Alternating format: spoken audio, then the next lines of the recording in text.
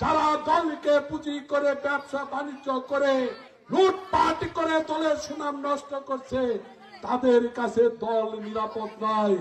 আজকে বলতে চাই, এই সিরাজুল হক দলের সৃষ্টিকারী, তিনি হাজার হাজার মানুষকে চাকরি দিয়েছেন, 100 টাকাও কারো কাছ থেকে ঘুষ নেন না। তিনি তার বাপের বাড়িতে ভাঙা করে এখনো থাকে, সেই বিল্ডিং এ এসে উঠে হালাল কামাই করে জীবন যাপন করছে। আজকে যারা ছাত্র দল করেন নাই, যুব দল করেন নাই, সিরাজুল হকের মাধ্যমে বিএনপিতে আসলেন। হ্যাঁ, সিরাজুল হকের মাধ্যমে বিএনপিতে এসে আজকে আপনারা শত শত কোটি টাকার মালিক হচ্ছেন, লুটপাট করছেন। লুটপাটের বিরুদ্ধে আমাদের ঐক্যবদ্ধ হতে হবে।